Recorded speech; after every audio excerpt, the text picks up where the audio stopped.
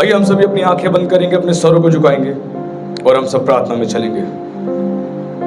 सर्वशक्तिमान परमेश्वर ब्रह्मांड के राजा, आप धन्य हैं, आप इस स्तुति प्रशंसा के योग्य हैं, आप ही आदर और महिमा के योग्य हैं। आपका विशेष हम धन्यवाद करते हैं, आपकी करुणा के लिए, आपकी दया के लिए, आपके महान प्रेम के लिए प्रभु, जो मेरे परमेश्वर आपने हमसे किया, समस्त मानव जाति से किया। इस बात के लिए हम आपका धन्यवाद करते हैं। आप ही अदनोई हैं, आप ही अलशदई हैं। आपका विशेष हम धन्यवाद करते हैं। आप यहोवा राफा हैं, आप यहोवा निस्सी हैं। हे पिता, आपका विशेष धन्यवाद करते हैं आपके अद्भुत आश्चर्य कर्मों के लिए जो आपने हमारी जिंदगी में किए और जो प्रभु करते हैं और जो परमेश्वर करते रहेंगे। राजा, आपका विशेष हम धन्यवाद करते हैं। राजा, आपका धन्यवाद करते हैं। आपने प्रभु संडे इवनिंग की सर्विस में सभी को आने के लिए सहायता करी, मदद करी, इस बात के लिए धन्यवाद।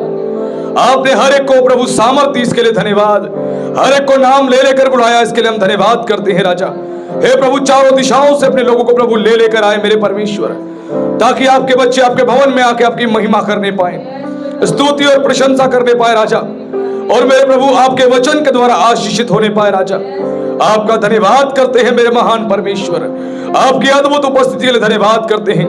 हे पिता, पुत्र, पवित्र आत्मा, आपका विशेष धन्यवाद, आपका विशेष धन्यवाद करते हैं हर एक बात में। राजा, हम प्रार्थना करते हैं प्रभु, होने वाली प्रभु जी इस सभा में अपनी विशेष आशीष को देना। राजा, एक एक जन को स्पर्श करना, एक एक जन को छू लेना प्रभु। यदि कोई दुर्बलता, निर्बलता में है, कमजोरी में है, तो उसकी निर्बलता और कमजोरी सब प्रभु यीशु आपकी सामर्थ के द्वारा जाने पाए, क्योंकि आपने कहा मेरी सामर्थ निर्बलता में सिद्ध होती है। ओ मेरे परमेश्वर, आज हर एक को स्पर्श करना। राजा, हर एक को चंगा करना, अपनी चंगाई से भरना प्रभु। हर एक को अपने प्रेम से, अपनी आत्मा से मसा कर देना, बुद्धि और ज्ञान से मसा कर देना। आज हर एक को प्रभु जी छू लेना मेरे प्रभु, ताकि आपकी महिमा होने पाए। मेरे परमेश्वर, आराधकों को आपके हाथों में सौंपते हैं।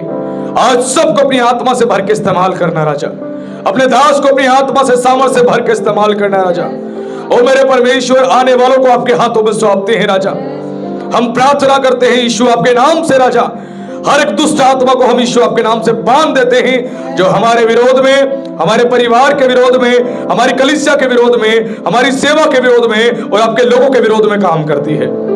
शैतान की सारी चालों को हम खंडित करते हैं राजा, और आपकी अद्भुत उपस्थिति को मांगते हैं राजा, क्योंकि आपका वचन इस प्रकार कहता है, जहां पे 2 या 3 भी हो मेरे नाम से, उनके बीच में मैं मौजूद होता हूं।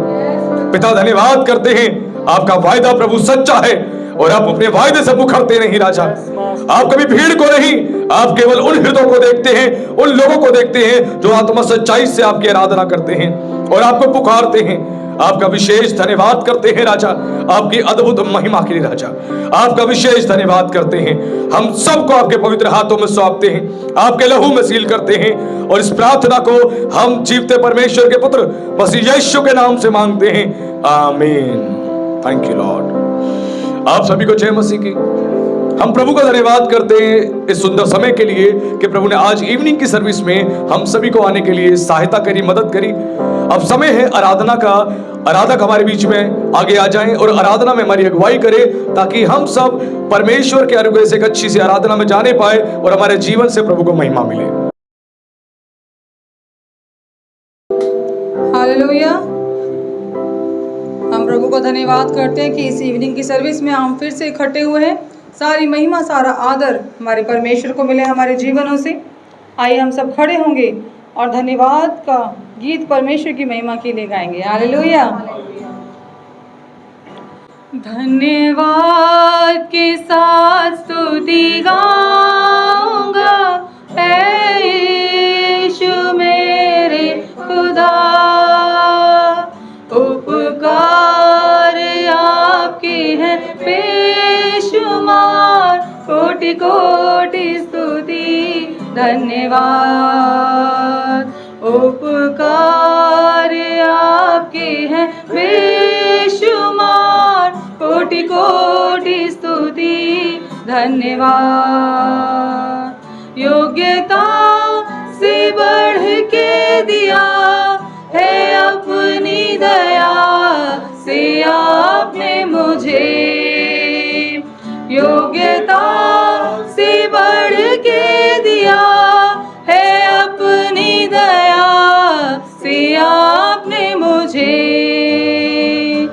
मांगने से ज्यादा मिला, मुझे आभारी हूँ प्रभु मैं। मांगने से ज्यादा मिला, मुझे आभारी हूँ प्रभु मैं। धन्यवाद के साथ स्तुति गाऊंगा, ऐ यीशु मेरे खुदा। उपकार आपके हैं बेशुमार, कोटि कोटि स्तुति धन्यवाद। उपकार आपके हैं बेशुमार, कोटि कोटि स्तुति धन्यवाद। आप है सच्चे जिंदा खुदा, है आप पर ही भरोसा मेरा। आप है सच्चे जिंदा खुदा, है आप पर ही भरोसा मेरा। सेवा पूरी करके पाऊं इनाम, प्रभु ऐसा दो वरदान। सेवा पूरी करके पाऊं इनाम, प्रभु ऐसा दो वरदान। धन्यवाद के साथ स्तुति गाऊंगा, है यीशु मेरे खुदा। उपकार आपके हैं बेशुमार, कोटि कोटि स्तुति धन्यवाद। उपकार आपके हैं बेशुमार, कोटि कोटि स्तुति धन्यवाद। उपकार आपके हैं बेशुमार, कोटि कोटि स्तुति धन्यवाद। कोटि कोटि स्तुति धन्यवाद। हालेलुया। सच में हमारी योग्यताओं से बढ़कर परमेश्वर ने हमारे जीवन में बड़े बड़े काम किए। हालेलुया। जिन आशीषों के हम हकदार भी नहीं थे, वो सब परमेश्वर ने हमें यूं ही दे दी। Hallelujah, hallelujah. हम परमेश्वर की महिमा के लिए कुछ और गीत गाएंगे। आप अपने स्थानों पर बैठ सकते हैं। हालेलुया। हमारे परमेश्वर अब्राहम के प्रभु हैं, इसहाक के प्रभु हैं, याकूब के प्रभु हैं, और वे हमारे भी प्रभु हैं। हालेलुया।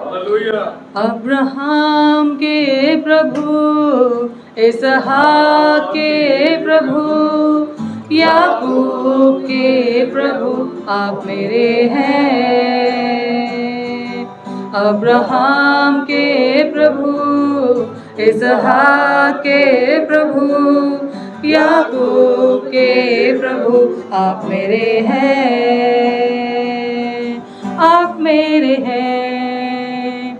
आप कभी ना छोड़ेंगे, आप कभी ना ठुकराएंगे। आप मेरे हैं, आप मेरे हैं। आप कभी ना छोड़ेंगे, आप कभी ना ठुकराएंगे। आप मेरे हैं, आप मेरे हैं। जिनके हाथ में मेरा कल, जिनके हाथ में मेरा आज, और आने वाला कल वो मेरे हैं। जिनके हाथ में मेरा आज, जिनके हाथ में मेरा कल, और आने वाला कल वो मेरे हैं, वो मेरे हैं। आप कभी ना छोड़ेंगे, आप कभी ना ठुकराएंगे। आप मेरे हैं, आप मेरे हैं। आप कभी ना छोड़ेंगे, आप कभी ना ठुकराएंगे। आप मेरे हैं, आप मेरे हैं। नदियाँ मुझे डुबा न सके, अग्नि मुझे जला न सके, मेरा हाथ जो आपने थामा है। नदियाँ मुझे डुबा न सके, अग्नि मुझे जला न सके, मेरा हाथ जो आपने थामा है। आप कभी ना छोड़ेंगे, आप कभी ना ठुकराएंगे, आप मेरे हैं, आप मेरे हैं।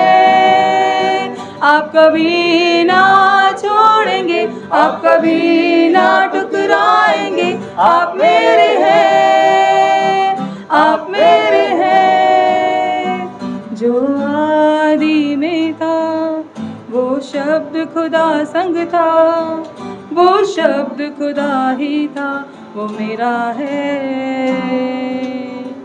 जो आदि में था जो शब्द खुदा संग था, वो शब्द खुदा ही था, वो मेरा है।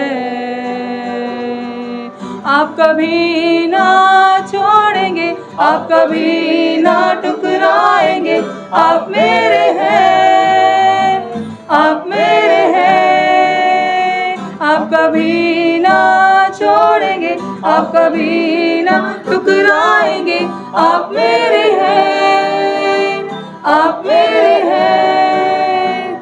अब्राहम के प्रभु, इसहाक के प्रभु, याकूब के प्रभु, आप मेरे हैं।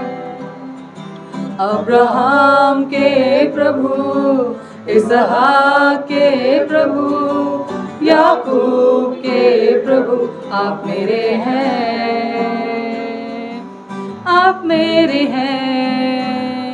आप कभी ना छोड़ेंगे, आप कभी ना ठुकराएंगे, आप मेरे हैं, आप मेरे हैं।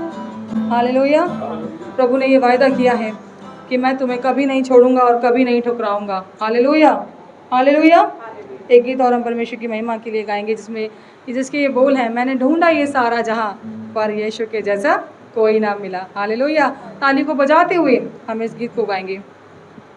मैंने ढूंढा ये सारा जहां, आपके जैसा ना कोई मिला। मैंने ढूंढा ये सारा जहां, आपके जैसा ना कोई मिला। जैसे आपने किया है क्षमा, आपके जैसा ना कोई मिला। जैसे आपने किया है क्षमा, आपके जैसा ना कोई मिला। पापों का था कर्ज मुझ पे जो भारी, दुखों में जिंदगी गुजारी थी सारी। पापों का था कर्ज मुझ पे जो भारी, दुखों में जिंदगी गुजारी थी सारी।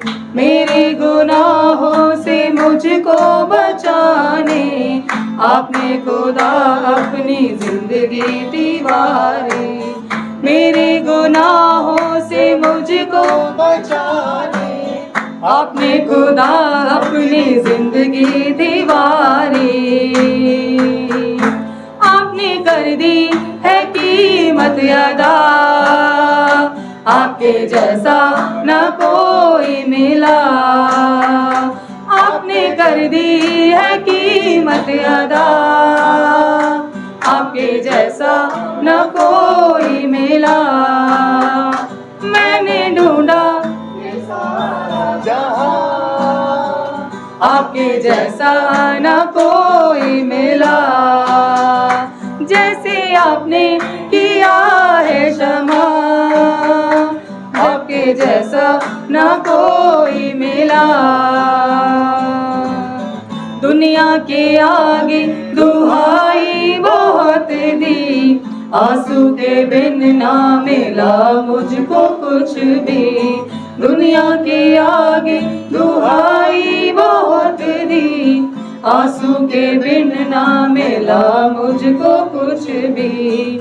आपसे मिला जब मैं तब आपको जाना, तब आपके आगे जो मैंने दुआ की। आपसे मिला जब मैं तब आपको जाना, तब आपके आगे जो मैंने दुआ की।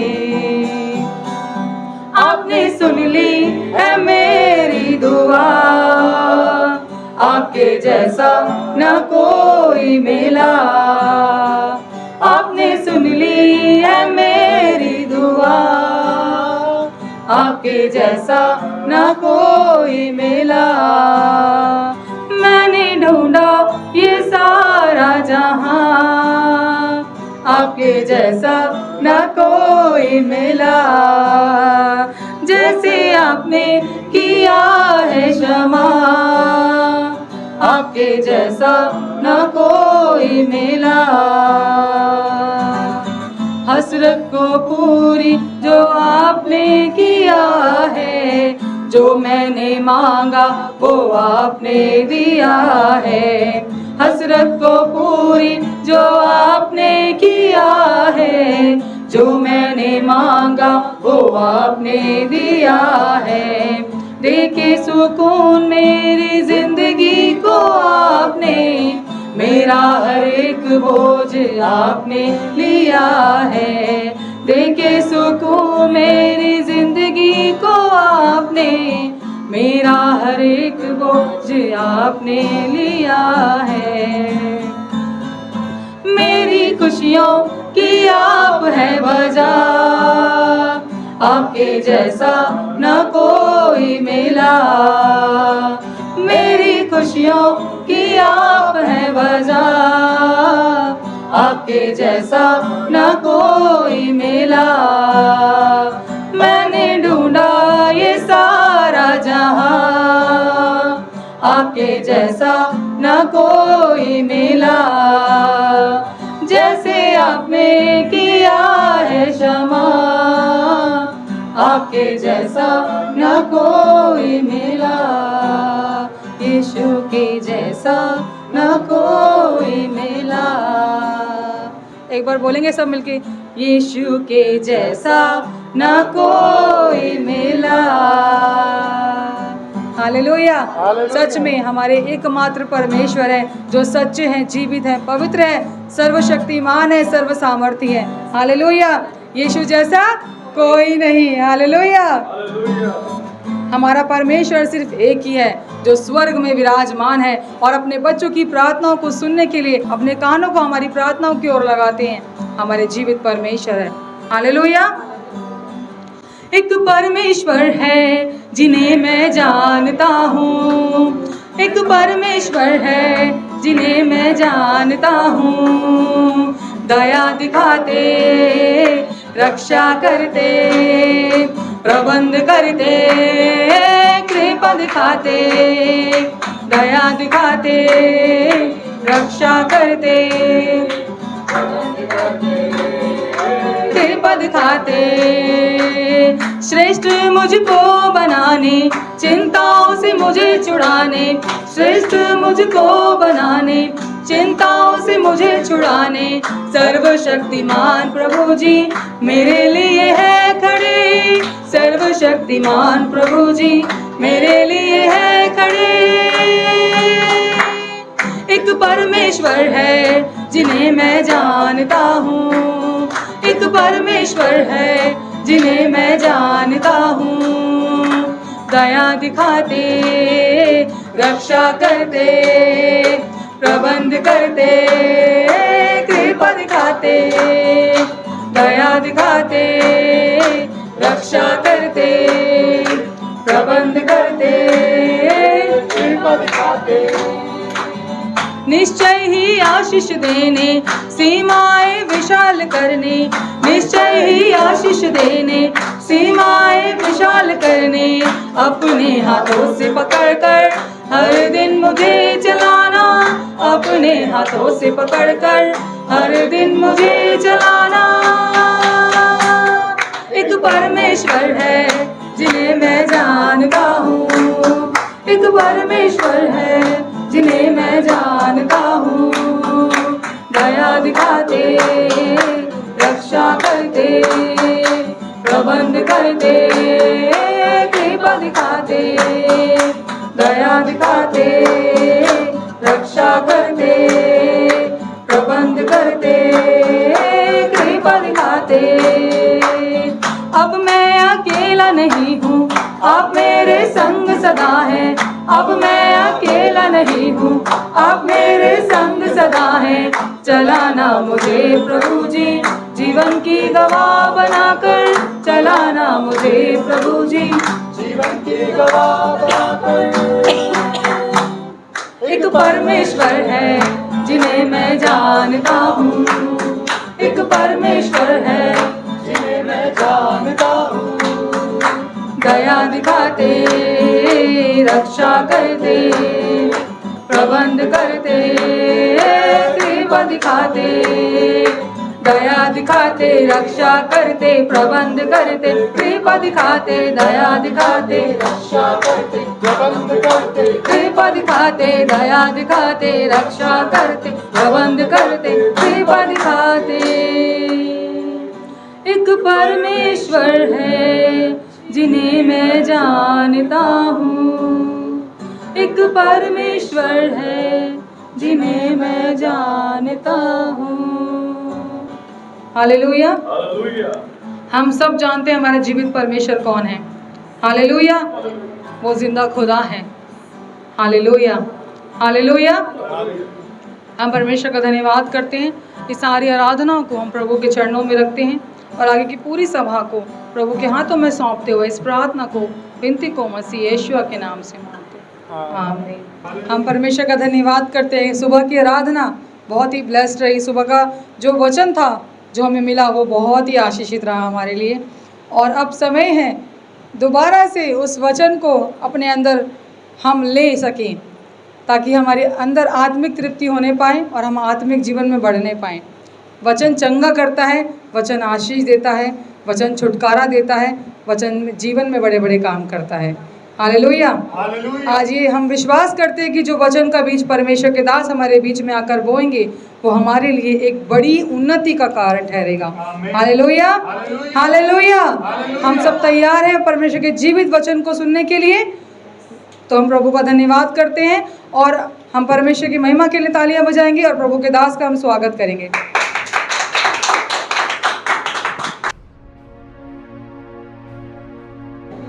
आइए हम लोग आंखें बंद करेंगे, सर को झुकाएंगे, एक छोटी सी प्रार्थना करेंगे।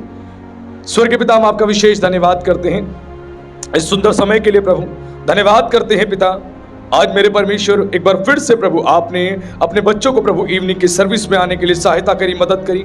हम प्रार्थना करते हैं आज के वचन के माध्यम से प्रभु जी अपने लोगों से बात करना, एक एक जन को स्पर्श करना प्रभु जी, और एक एक के हृदय को, मन को नया कर देना प्रभु, क्योंकि आपका वचन मेरे परमेश्वर जीवन देता है और आप जीवन देने आए और बहुतायत का जीवन देने आए। आपका हम धन्यवाद करते हैं। आज सबके भीतर जीवन को फूंक देना, ताकि मेरे परमेश्वर आपके बच्चे, आपके लोग आनंद से प्रभु भर जाए और आपकी महिमा करने पाए। प्रभु बोलने वाले हम नहीं, वरन आपका पवित्र आत्मा हो। वचन कहता है शब्द मारता है पर आत्मा जिलाता है। हे पवित्र आत्मा, आप ही बोलना और आप ही बात करना और आप ही लोगों के जीवन को प्रभु नया कर देना। पिता परमेश्वर, आपका विशेष धन्यवाद करते हैं और अपने आप को यहाँ बैठे एक जन को आपके लहू में छुपाते हैं और इस प्रार्थना को हम जीवते परमेश्वर के पुत्र मसीह यीशु के नाम में मांगते हैं। आमीन। आप सभी को जय मसीह की। हम प्रभु का धन्यवाद करते हैं कि प्रभु ने इस कलीसिया को इवनिंग का एक और समय दिया, जिस समय में हम परमेश्वर की आराधना करें, प्रार्थना करें और फिर से जीवित और शक्तिशाली वचन को सुने। परमेश्वर का वचन शक्तिशाली है। वचन में इस प्रकार लिखा है, जैसे आकाश से वर्षा होती है और भूमि पर पड़ती है, वो यूं ही नहीं लौट जाती। वो क्या करती है?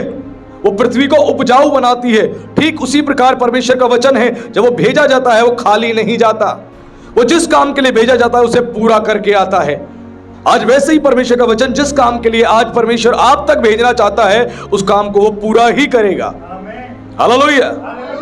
आज विश्वास के साथ यदि आप आए हैं तो परमेश्वर एक बड़ा काम जरूर करेगा, क्योंकि बाइबल कहती है जो उसके पास आता है अनिवार्य है कि विश्वास के साथ आए, क्योंकि विश्वास बिना परमेश्वर को प्रसन्न करना इट इज इम्पॉसिबल।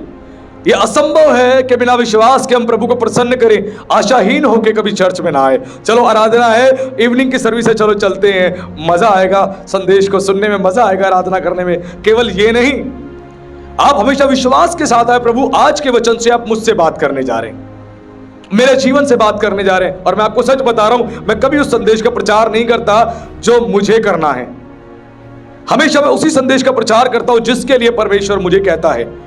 और परमेश्वर जब किसी कार्य के लिए मुझे कहता है, मैं उसको करता हूं, तो एक बड़े रिजल्ट को मैं अद्भुत रीति से उन लोगों की जिंदगियों में होता हुआ देखता हूं। हालेलुया।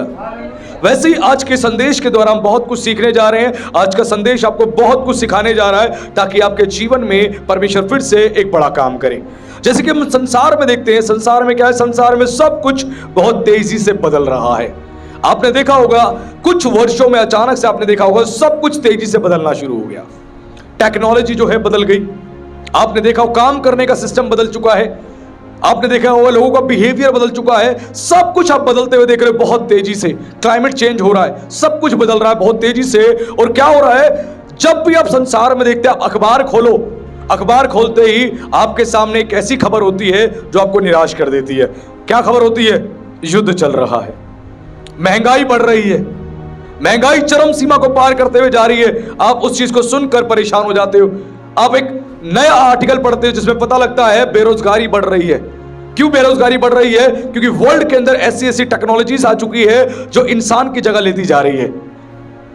आर्टिफिशियल एजेंट ऐसी ऐसी टेक्नोलॉजी लेके आ रहा है जिससे इंसान की, ह्यूमंस की जॉब जा रही है। वो सारे काम जो वो टेक्नोलॉजी कर रही है। और सच में आपको बता रहा हूं, वर्ल्ड वाइड जो है बहुत तेजी से लोगों के काम जो है खत्म हो चुके हैं, बहुत तेजी से। क्योंकि एआई ने, आर्टिफिशियल इंटेलिजेंस ने, इसने ह्यूमन को रिप्लेस कर दिया है, इंसान को रिप्लेस कर दिया है। बहुत तेजी से सब कुछ बदल रहा है, बहुत तेजी से। आज देखते हैं, पहले किसी काम को करने के लिए ग्राफिक डिजाइनर की आवश्यकता पड़ती थी। अगर कोई पोस्टर डिजाइन करना है, कोई प्रिंट करना है, तो उनकी जरूरत पड़ती थी। लेकिन आज की डेट में आर्टिफिशियल इंटेलिजेंस जो है वो अपने आप ही सब कुछ कर देता है, जैसा उसको आप कमांड दोगे सब कुछ कर देगा। उन लोगों की जॉब चली गई, उन लोगों का काम चला गया। क्यों? क्योंकि टेक्नोलॉजी जो है इंसान की जगह ले रही है। सब कुछ बदलता हुआ दिखाई दे रहा है आपको। और आप पढ़ोगे अखबार में, कहीं पर भी आपको एक अच्छी खबर नहीं मिलेगी। आपको सुनने को मिलेगा पेट्रोल के प्राइस जो है हाइक हो रहे हैं, डीजल के प्राइस बढ़ रहे हैं, दूध का दाम बढ़ रहा है, सब्जियों के दाम बढ़ रहे हैं, किराया बढ़ रहा है, रेलवे का किराया बढ़ रहा है, ट्रेन का किराया बढ़ रहा है। हर चीज में बढ़ोतरी आप देखेंगे। और सब जगह आप देखें केवल निराशा, निराशा। मोबाइल फोन खोलो तो क्या होगा, एक आपको न्यूज सुनाई देगी। क्या न्यूज सुनाई देगी? कि आने वाले समय में जो है महंगाई बहुत बढ़ने जा रही है। अभी दुनिया के बहुत जो अच्छे अच्छे रिसर्चर्स हैं, या दुनिया की कई ऐसी एजेंसीज हैं जो वर्ल्ड वाइड जो है डेटा कलेक्ट करती है, उन्होंने क्या बोला? उन्होंने कहा एक ऐसी महामंदी आने जा रही है पूरे विश्व में जो आज तक नहीं आई। ऐसी महामंदी आने जा रही है, आज तक नहीं आई, आज तक लोगों ने देखा ही नहीं होगा। ऐसी महामंदी आने जा रही है। और इस महामंदी में क्या होगा? सबसे ज्यादा खतरा होगा खाने के लिए। सबसे ज्यादा लोग दुखी हो जाएंगे, खाना ही नहीं मिलेगा लोगों को, खाना ही नहीं मिलेगा, खाने के लिए तरसेंगे, भूखे रहेंगे। ये उस एजेंसियों ने ये सब कुछ बताया। ये वर्ल्ड वाइड चल रहा है। रिसेशन और बढ़ता जा रहा है, और बढ़ता जा रहा है। आप देखेंगे लोन के ऊपर जो इंटरेस्ट हुआ करते थे वो और बढ़ते जा रहे हैं। कहीं से आपको अच्छी खबर नहीं मिलेगी। जहां मर्जी चले जाओ, सब जगह से आपको बुरी ही खबर मिलेगी। इंसान जो है पूरी तौर से नेगेटिव हो चुका है, नेगेटिव हो चुका है। संसार में कहीं अच्छी खबर नहीं है कि जिससे आपके दिल को सुकून मिले। हर खबर आपको नेगेटिव कर देती है, निराश कर देती है, उदास कर देती है। और बाइबल पता है क्या कहती है? बाइबल कहती है विश्वास सुनने से आता है, विश्वास सुनने से आता है। अविश्वास भी सुनने से ही आता है। जो आप सुनोगे वो आपके साथ होगा। आप नकारात्मक बातें सुनोगे, नेगेटिव बातें सुनोगे, आप भी नेगेटिव हो जाओगे। लेकिन जब आप पॉजिटिव बातें सुनोगे, आप पॉजिटिव हो जाओगे। संसार आपको हमेशा नेगेटिव बात सुनाएगा, नेगेटिव बातें कहेगा, और आप नेगेटिव हो जाओगे। लेकिन जब परमेश्वर के वचन को आप सुनते हो, वो हमेशा आपसे पॉजिटिव बात कहता है, आपको आशा देता है, उम्मीद देता है, बल देता है, हिम्मत देता है। लेकिन संसार आपको केवल कलेश, दुख और नकारात्मक सोच देता है। क्योंकि संसार में कुछ भी अच्छा नहीं है, कुछ भी अच्छा नहीं है। और इंसान जो है टूटने लग जाता है। कई बार जब हम चर्च में आते हैं, हम प्रार्थनाएं करते हैं, हमारी प्रार्थनाओं के उत्तर नहीं मिलते। क्या होता है? क्या होता है? मन टूट जाता है। हम आते तो हैं आशाहीन होके, चलो मसीह हैं, चर्च में तो जाना है, कभी तो ठीक होगा, फिर मन में होता है पता नहीं प्रभु कब ठीक होगा। दो प्रकार के विचार होते हैं, आने के समय ठीक होगा, फिर पता नहीं प्रभु कब ठीक होगा। इस प्रकार के विचार हमारे साथ होने शुरू हो जाते हैं और हर तरफ से आप देखोगे नेगेटिविटी है। कोई व्यक्ति जो है, किसी का रिश्ता टूट गया, शादी लगी, उसके बाद रिश्ता ही तोड़ दिया। भाई भाई के बीच में झगड़ा हो गया, रिश्ता टूट गया। बेटा बहू माँ बाप को छोड़ के चले गए, रिश्ता टूट गया। सब जगह से निराशा है, उदासी है। किसी ने अपना प्रियजन खो दिया है, अब वो टूटा हुआ है, प्रियजन खो दिया। किसी की आर्थिक स्थिति बहुत खराब है, उससे परेशान है। कोई अपने भविष्य को लेकर चिंतित है, मैं क्या करूं क्या करूं। और पता है फिर क्या होता है, मन में एक धीरे से आवाज आती है, धीरे से एक आवाज जो है जन्म लेती है। वो क्या आवाज है, वो कहती है तेरे भविष्य में क्या होगा, आगे क्या होगा।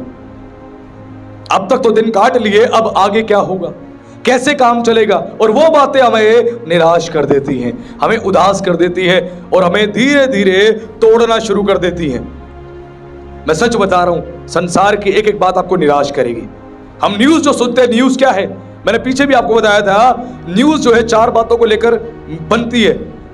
एन से नॉर्थ, ई से ईस्ट, डब्ल्यू से वेस्ट और एस से साउथ। चारों दिशाओं से सारी खबरें लेके न्यूज चैनल आपके पास परोसता है। यहां पर भूस्खलन हो गया, यहां पे बाढ़ आ गई, यहां पे सुनामी आ गई, यहां पे आर्थिक मंदी आ गई, डॉलर जो है बढ़ता जा रहा है, रुपया जो है गिरता जा रहा है। चारों तरफ से इस प्रकार की खबरें आ रही हैं और उन खबरों से हम चिंतित हो जाते हैं। सब जगह से निराशा ही निराशा है। लेकिन सच बता रहा हूं, बाइबल ही है जो आपको केवल आशा देती है।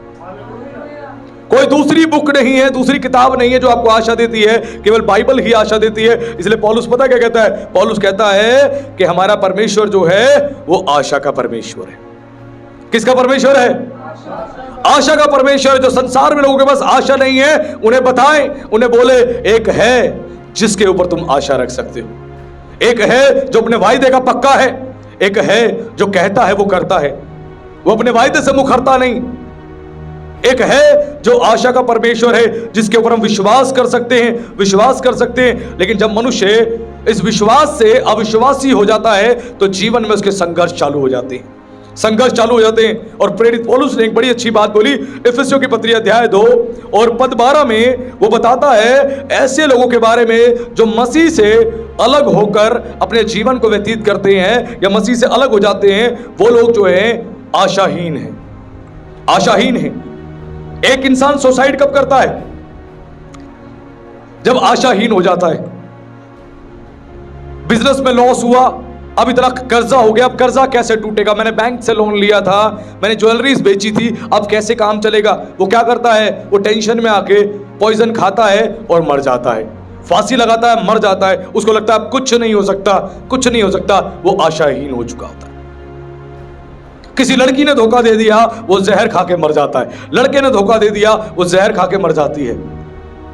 चारों तरफ से निराशाएं, अगर पत्नी छोड़कर चलेगी तो इंसान जहर खा के मर जाता है। इस प्रकार का जीवन जी रहा है, निराशा ही निराशा में, उदासी में। और आपको सच बता रहा हूं, संसार में लोगों के पास आशा नहीं है, बिल्कुल भी आशा नहीं है। संसार जो है आशाहीन है, उनके पास कोई भी आशा नहीं है, कोई भी आशा नहीं है। और हम आशाहीन कब होते हैं पता है आपको? हम आशाहीन होते हैं जो हमारी आंखें देखती हैं संसार में, जो हमारी आंखें देखती हैं। और जो आंखें देखती है वो हमारे शरीर को यकीन करने के लिए मजबूर कर देती है। और उसके बाद हमारा शरीर उसी बात पर यकीन करता है। जब यकीन कर लेता है तो फिर क्या होता है पता है? हमारे शरीर के अंदर हलचल होती है, शरीर की क्रियाएं बदल जाती हैं, बदल जाती हैं। एग्जाम्पल के तौर पे मान लीजिए बाहर अभी बहुत तेज तूफान आ जाए, भयंकर तूफान आ जाए। जब तूफान को आप अपनी आंखों से देखोगे तो शरीर में क्या विचार आएंगे, दिमाग में क्या विचार आएंगे? ये तो भयानक तूफान है, भैया छुप जाओ, नहीं तो तूफान उड़ा के ले जाएगा, पता नहीं कितनों का सर्वनाश करेगा। उस तूफान का डर लगा रहेगा हमारा घर ना गिर जाए, हमारे घर में सामान खराब ना हो जाए, हमारी बाइक ना खराब हो जाए, या कोई बड़ी दुर्घटना ना गिर जाए, पीछे की किसी के घर की छत जो है हमारे छत पे ना गिर जाए। डर लगा रहेगा, आप निराश हो जाओगे। ये आंखें जो देखती हैं उस पर यकीन करती हैं। विश्वास में चलने वाला आंखों से नहीं चलता। पौलुस कहता हम रूप को देखकर नहीं, हम विश्वास से चलते हैं। हालेलुया। आप यदि रूप को देखकर चलोगे और विश्वास से नहीं चलोगे तो आपके जीवन में कार्य असंभव होंगे। असंभव। आपको विश्वास में चलना पड़ेगा, और विश्वास में चलना एक अलग ही बात है। इस आशाहीन संसार को आपको आशा देनी है, जिनके पास कोई आशा नहीं है, कोई भी आशा नहीं। आपको आशा देनी है कि कोई है जो तेरी परिस्थिति बदल सकता है, कोई है जो तुझसे प्यार करता है, कोई है जो तेरे जीवन को बदल सकता है, कोई है जो तेरे परिवार में आनंद दे सकता है, कोई है जो तेरे बच्चों को बदल सकता है, कोई है जो तेरे पति को, तेरी पत्नी को बदल सकता है, तेरी बीमारी को दूर कर सकता है, कोई है। संसार आशाहीन है, आशाहीन है, उनके पास कोई आशा नहीं है। और जब मनुष्य आशाहीन होता है, आशाहीन होने का अर्थ क्या होता है? ये उसकी भावना में उत्पन्न हो जाता है, उसकी ऐसी भावना हो जाती है, मेरा पता नहीं कुछ होगा या नहीं होगा, मेरे अंदर कुछ बदलेगा या नहीं बदलेगा, वो आशाहीन हो जाता है। लेकिन जो विश्वास से चलता है वो कभी संसार को देख के घबराता नहीं। हेलो, संसार को देख के घबराता नहीं, वो हमेशा परमेश्वर की ओर देखता है और परमेश्वर को देख के चलता है।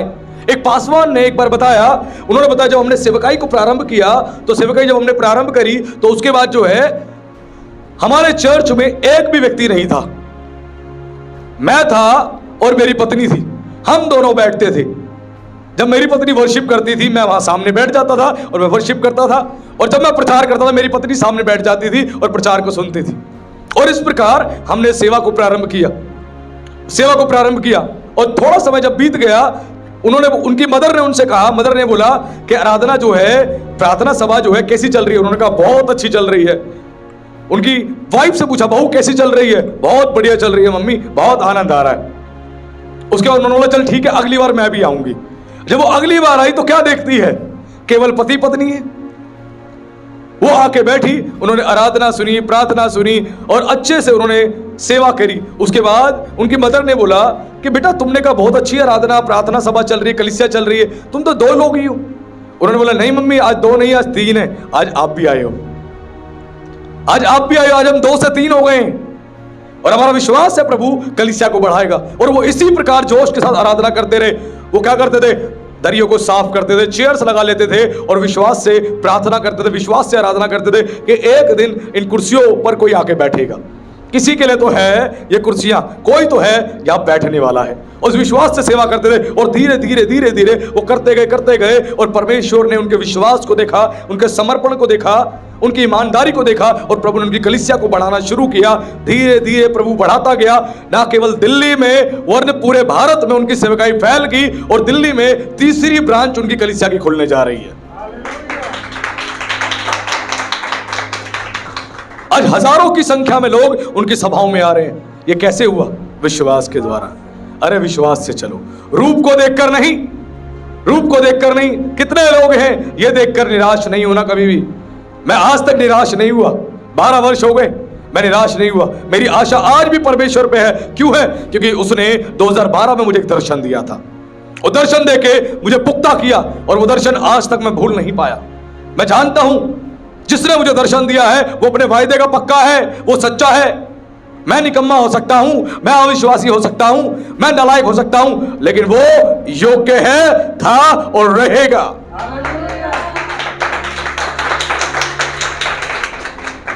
इसीलिए कभी भी समस्याओं को देख के निराश नहीं होना। सैलरी कट रही है, क्या करें? सैलरी नहीं बन रही है, क्या करें? लॉस हो रहा है, हम क्या करें? हम निराश हो रहे, उदास हो रहे, इसको बंद कर दे। निराश होना, उदास होना।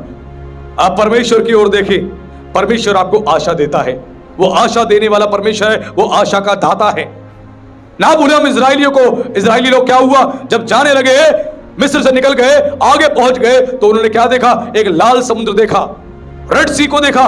और वो छोटा मोटा समुद्र नहीं था, विशाल समुद्र था। और जब उसको देखा तो क्या हुआ? जिस मूसा ने उन्हें मिस्र से निकाला, जिस मूसा की तारीफ कर रहे थे, अब उसी मूसा पर गुस्सा हो गए, बुड़बुड़ाने लगे कि तू हमें मारने यहां पे ले आया, हमें मारने ले आया। इससे अच्छा तो हम मिस्र में ही थे, हम मिस्र में थे और तू हमें यहां मारने ले आया। देख पीछे तो फिरौन, उसकी सेना आ रही है, हमें मार देगी। मूसा पे बुड़बुड़ाने लगे। लेकिन मूसा परमेश्वर की आवाज से चल रहा था, परमेश्वर की आवाज से। वो सब आशाहीन हो गए, उनको लगा अब तो सब खत्म। अभी तक मूसा उनके लिए कौन था? मूसा उनके लिए एक नबी था, एक भविष्यवक्ता था, एक परमेश्वर का जन था। लेकिन अब सडनली मूसा कौन हो गया उनके लिए? दुश्मन, समस्या में डालने वाला, परेशानी में डालने वाला। वो खड़ा है, हमें मारने लिया है यहां पर, और उसके बारे में बुड़बुड़ा रहे, उल्टा सीधा कह रहे। लेकिन मूसा आशाहीन नहीं था, वो जानता है जिस परमेश्वर ने मुझे बुलाया है वो परमेश्वर अलौकिक सामर्थ रखता है, वो ब्रह्मांड का राजा है, वो सर्वशक्तिमान ईश्वर है, मैं उसकी ओर देखूंगा। उसने विश्वास से परमेश्वर की ओर देखना शुरू किया। उसके बाद क्या हुआ? परमेश्वर ने पूर्वी हवा चलाई, ऐसी हवा चलाई कि परमेश्वर ने लाल समुद्र को दो भाग कर दिया। जहां कोई रास्ता नहीं था वहां प्रभु ने रास्ता निकाल दिया। ध्यान रखे, बंद कुछ दिखाई देता है ना, वो आपकी आंखों को दिखाई देता है, लेकिन विश्वास की आंखों से देखोगे वो बंद दरवाजा भी खुला हुआ दिखाई देगा।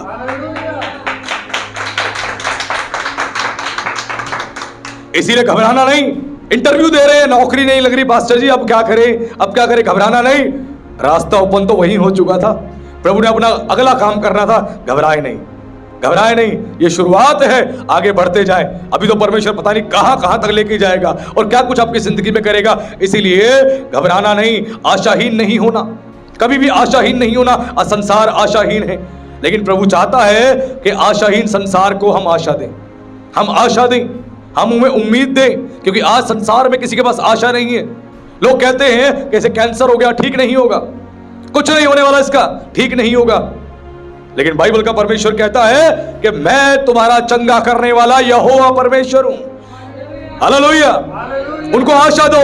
आज जिनके पास आशा नहीं उनको बताओ, घबराए नहीं, वो परमेश्वर मृत्यु को हरा चुका है, वो जयवंत परमेश्वर है, वो तुम्हें कुछ नहीं होने देगा। आज प्रभु फिर से चाहता है, चारों तरफ निराशा है, संसार में निराशा है, उम्मीद नहीं है।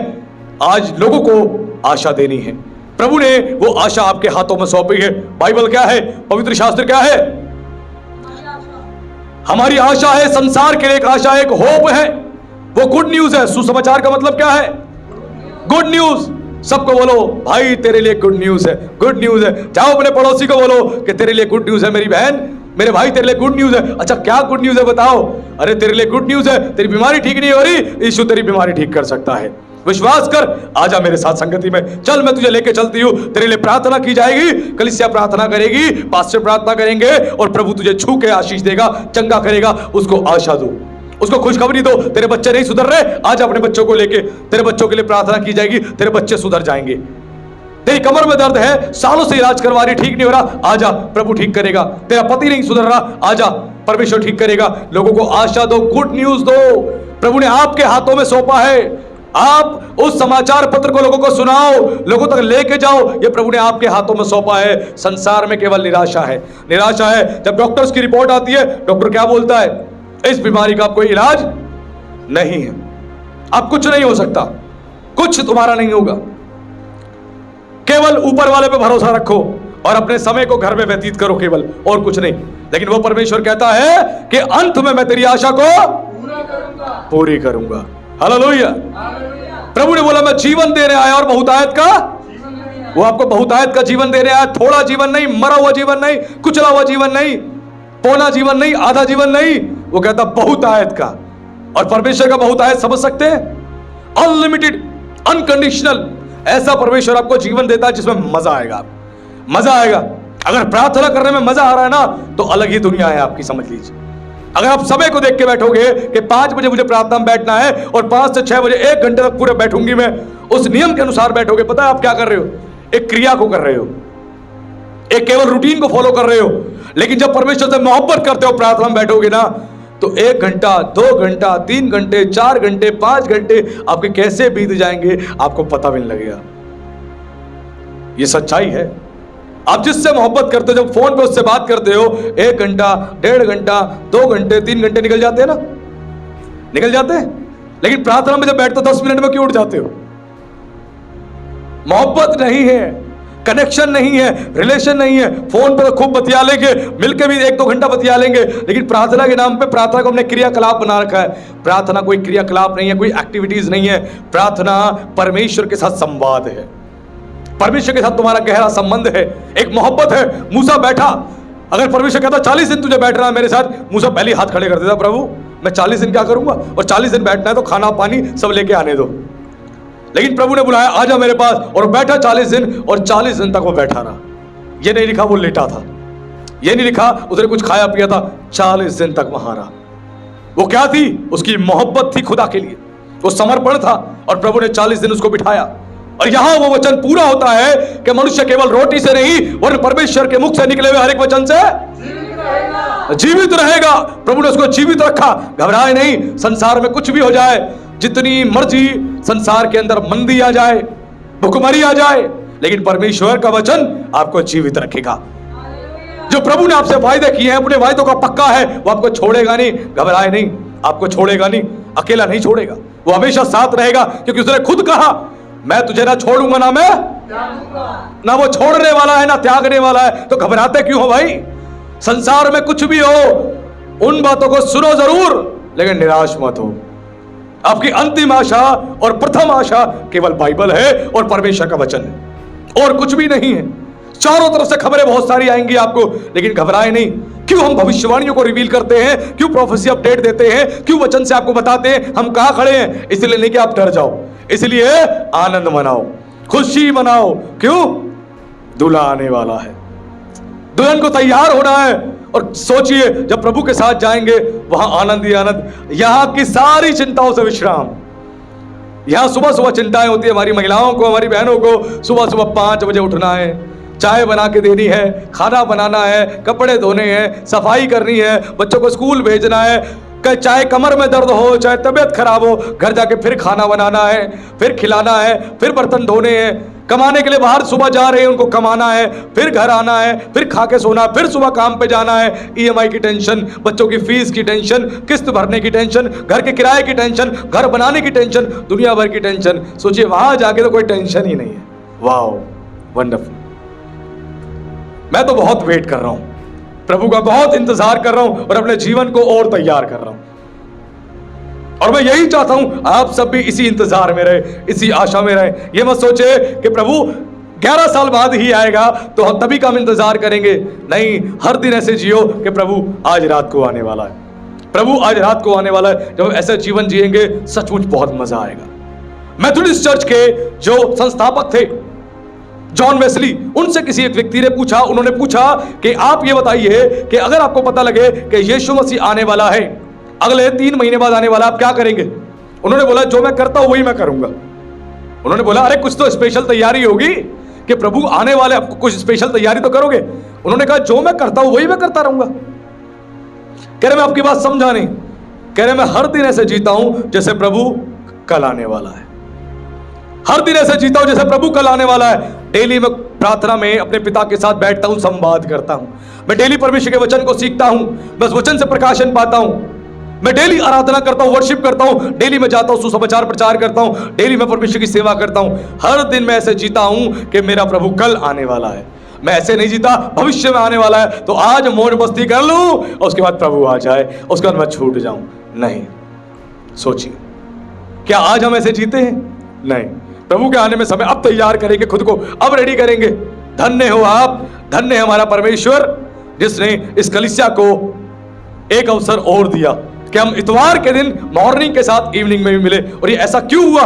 प्रभु को पता है आने का समय बहुत निकट है और प्रभु चाहता है एक भी मेरी भेड़, एक भी मेरी दुल्हन, एक भी मेरा बेटा बेटी यहां ना छूटने पाए। ये प्रभु की मोहब्बत है, ये मेरी काबिलियत, मेरी खूबी नहीं, मेरी लियाकत नहीं, उस परमेश्वर का फजल है जिसने आप पर और मुझ पर किया है कि हम और ज्यादा सीखें और ज्यादा आत्मा में तैयार हो जाए। क्योंकि प्रभु को पता है कई लोग आत्मा में सोए हुए हैं, सुस्त हैं। आज प्रभु उनको फिर से एक्टिव बना रहा है, अलर्ट कर रहा है और आज प्रभु सिखा रहा है और हमें सीखना है। सच बता रहा हूं, निराशा में कभी घबराना नहीं, कभी भी परेशान मत होना।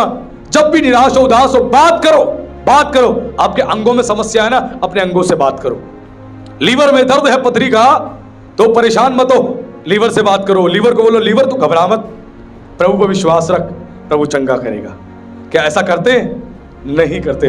बात करो, बात। दाऊद ने बात करी, दाऊद ने कहा हे मेरे मन यहोवा को धन्य कह और जो कुछ मुझ में है वो सब उसके नाम को धन्य कहे। निराशा में है, उदासी में है, वो फिर भी अपने अंगों को आदेश दे रहा है, अपने अंगों से बात कर रहा है। भजन संहिता 42 में 11 में क्या कहता है दाऊद? कहता है हे मेरे प्राण तू क्यों गिरा गया है, तू क्यों गिरा हुआ है। वो अपने प्राण से बात कर रहा है, उसका प्राण गिर रहा था। प्राण क्यों गिर रहा था? निराशा में था, दाऊद उदासी में था। वो वो बार बार निराश हो रहा था, उदास हो रहा था, मरुभूमि में भाग रहा था, वो निराश हो गया था, उदास हो गया था और अपने प्राण से कह रहा, क्योंकि अपने शरीर की, अपनी बॉडी की सारी एक्टिविटीज को समझ गया, उसका प्राण निराशा में चला गया था, वो गिर रहा था, वो उदास हो रहा था। इसलिए उसने कहा, हे मेरे प्राण, तू क्यों गिरा हुआ है?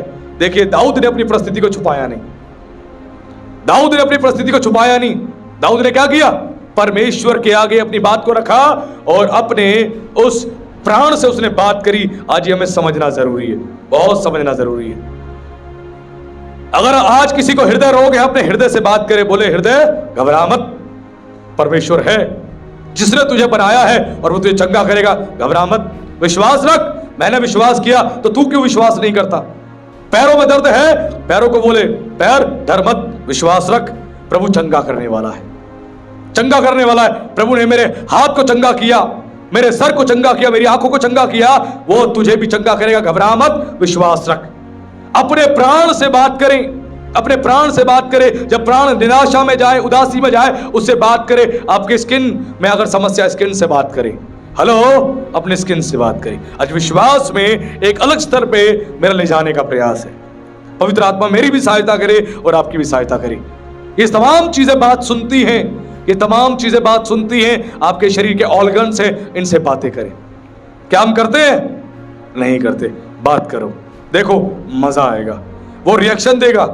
अब जितना उससे बोलोगे वो उतना रिएक्शन देगा, लेकिन उसके बाद उसको प्रभु की बातें बताओ, प्रभु के बारे में बताओ। प्रभु कौन है उसको बताओ। तुझे किसने बनाया? भूल गया क्या? भूल गया तुझे बनाने वाला कौन है? सर्वशक्तिमान परमेश्वर, ब्रह्मांड का राजा। हे लीवर, तुझे उसने बनाया है।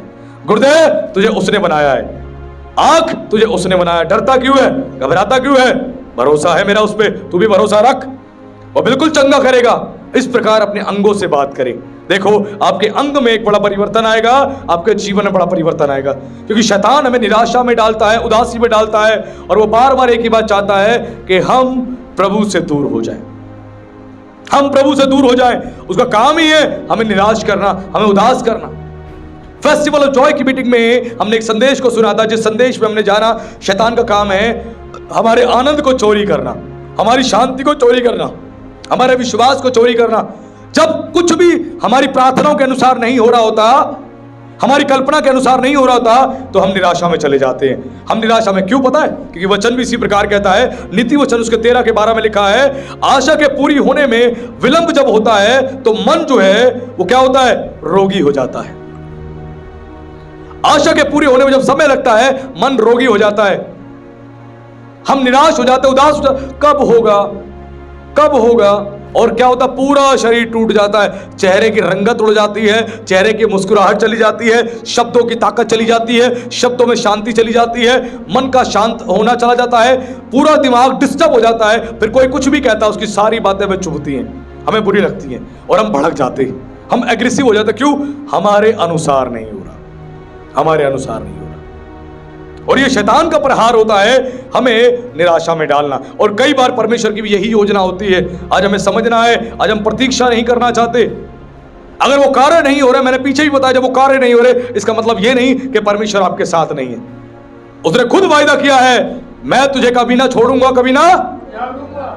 जब प्रभु ने वायदा किया तो हम क्यों कहते हैं, प्रभु अब क्या होगा, अब क्या होगा? उसने कह दिया छोड़ूंगा नहीं, त्यागूंगा नहीं, तो तू क्यों टेंशन ले रहा? अब क्या होगा? मुझे पता है ना अब क्या करना है। तू काहे लिए चिंता करता है भाई? अपनी चिंता को दूर कर और निराशा से, उदासी से बाहर आ जा, बाहर आ जा। आज प्रभु समझा रहा है। अगर नहीं समझे तो मामला गड़बड़ है। अब्राहम ने क्या किया? प्रतीक्षा करी। दाऊद ने क्या किया? प्रतीक्षा करी। इज़राइल ने क्या किया? प्रतीक्षा करी। आज प्रभु कई बार हमसे कहता है, तुम भी प्रतीक्षा करो, घबराओ नहीं। मैंने सब कुछ करने के लिए एक महान योजना तैयार कर रखी है, और नियुक्त समय पर मैं उस योजना को पूरा करूंगा। हालेलुया।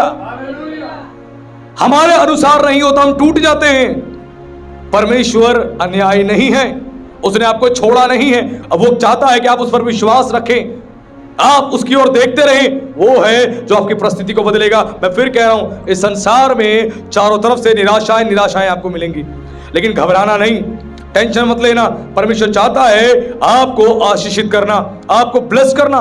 इसीलिए पौलुस क्या कहता है? पौलुस कहता है रोमियो 15:13 में कि हमारा परमेश्वर जो है वो आशा का परमेश्वर है, आशा का परमेश्वर। वो आपकी निराशा को दूर करना चाहता है और आपके जीवन में अद्भुत काम करना चाहता है, अद्भुत काम। आप केवल उस पर आशा रखें। जब उस पर आशा रखेंगे, आप परिस्थितियों को बदलते हुए देखेंगे, अब जीवन में बड़े बड़े परिवर्तन होते हुए देखेंगे। क्योंकि विश्वास के द्वारा जब आप चलते हो तो क्या होता है? आप शैतान को हरा देते हो और आप पानी के ऊपर चलते हो, पानी के ऊपर।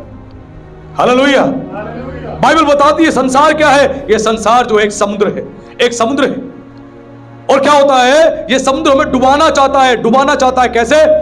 निराशा में, उदासी में डालकर, चिंताओं में डालकर जब हम जाते हैं, हम डूबने लगते हैं, डूबने लगते हैं। हमें डुबाना चाहता है, लेकिन प्रभु चाहता है कि तुम पतरस के समान पानी के ऊपर चलो, पानी के ऊपर चलो। लेकिन जब तुम विश्वास में चलते हो, तुम पानी के ऊपर चलते हो, पानी के ऊपर। और उसके बाद संसार देखता रहता है, संसार कहता है इसको कोई फर्क नहीं पड़ रहा, इसको कोई फर्क नहीं पड़ रहा। यह विश्वास में चलने वाला व्यक्ति है, विश्वास में। और विश्वास में प्रभु चाहता हर व्यक्ति चलो, हर व्यक्ति विश्वास में चलो। अपनी पॉकेट को जब देखो खाली दिखाई दे, निराश मत होना। अपनी पॉकेट को बोलना घबरा मत, प्रभु इसमें जरूरत अनुसार देने जा रहा है। हालेलुया। आज प्रभु चाहता है आप बात करने वाले बने, क्योंकि आपके शब्द आपके कानों में जाएंगे। जब आपके कानों में जाएंगे, आपका विश्वास और ज्यादा बढ़ेगा, और ज्यादा बढ़ेगा। आपके शब्दों में नेगेटिविटी ना हो, ना हो। चेले चिंतित थे, परेशान थे, और चेले क्या कह रहे हैं? अब क्या होगा हमारा? प्रभु के पीछे आ लिए, अब क्या होगा? प्रभु ने उनके मन की बात जान ली, तो प्रभु ने एक बात बोली उनसे। प्रभु ने कहा अपने खाने की, अपने पीने की, अपने पहनने की चिंता मत करो। क्यों मत करो? एग्जाम्पल दिए, सालों से एग्जाम्पल हम सुन रहे हैं वो वाले मत्ती 6 में, लेकिन फिर भी आज तक हम समझ नहीं पाते। प्रभु ने कहा चिड़ियाओं को देखो, वो क्या करती हैं, कौन से बैंक बैलेंस है उनके, कौन से खत्ते हैं उनके, टाई पहन के कहां जाते हैं वो काम करने के लिए, कहां पे पंचिंग करते हैं, 9 से 6 बजे तक कौन सी ड्यूटी करते हैं। प्रभु ने कहा मेरा स्वर्गीय पिता उन्हें खिलाता है, मेरा स्वर्गीय पिता उन्हें खिलाता है। जब वो उन्हें खिलाता है, तुम तो उन पक्षियों से ज्यादा मूल्यवान हो, तुम ज्यादा मूल्यवान हो, तो तुम किस बात की चिंता करते हो? और प्रभु ने फिर क्या बोला? प्रभु ने कहा चिंता करने का काम किसका है? अन्य जातियों का, आपका नहीं है, अन्य जातियों का है। अन्य जाति को चिंता करने दो, क्या पहनेंगे, क्या खाएंगे, क्या पिएंगे, कैसे दिन को बिताएंगे। आप मसीह हो। प्रभु ने कहा तुम्हें चिंता नहीं कर रही है। क्यों नहीं कर रही? क्योंकि तुम्हारा बाप जिंदा है, तुम्हारा बाप जिंदा है। और ब्रह्मांड का राजा सर्वशक्तिमान परमेश्वर है, जिसके अधिकार में सब कुछ है, जो जो चाहे वो कर सकता है। वो कहता मैं जीवित हूं, मैं जिंदा हूं, तुम्हें घबराने की आवश्यकता नहीं। घबराएगा वो जिसका पिता नहीं है, जो आशाहीन है। लेकिन आपका मेरा पिता है जो स्वर्गीय पिता, वो कहता है चिंता मत कर, विश्वास रख। और प्रभु क्या कहता है कि पहले मेरे धर्म और राज्य की खोज कर। जब तू ऐसा करेगा तो क्या होगा? तेरी सारी वस्तुएं तुझे मिल जाएंगी, सब कुछ मिल जाएगा। आज फिर भी हम इस क्राइटेरिया को नहीं समझते और इसके अनुसार नहीं चलते। ये बाइबल का एक पावरफुल फॉर्मूला है आपकी रिक्वायरमेंट्स को पूरा करने के लिए, पावरफुल फॉर्मूला है। इस फॉर्मूले का हम इस्तेमाल नहीं करते। वो फॉर्मूला क्या है कि परमेश्वर के राज्य और धर्म की सबसे पहले खोज करनी है। लेकिन सुबह उठते ही सबसे पहले क्या खोज करते हैं? अपने मोबाइल फोन की। दूसरी क्या खोज करते हैं? अपने कपड़ों की। तीसरी क्या खोज करते हैं? अपनी बाइक की चाबी की।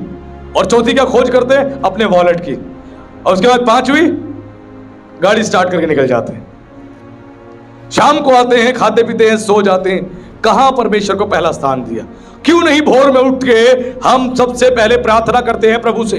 क्यों नहीं हम उसकी आराधना करें? और क्यों नहीं हम परमेश्वर के वचन को पढ़ें और प्रभु से हम उसकी इच्छा को मांगे, हम प्रभु की वाणी को सुने, उसके बाद अपने जीवन को प्रारंभ करें? क्यों नहीं हम ऐसा करते? वाई? क्यों नहीं करते?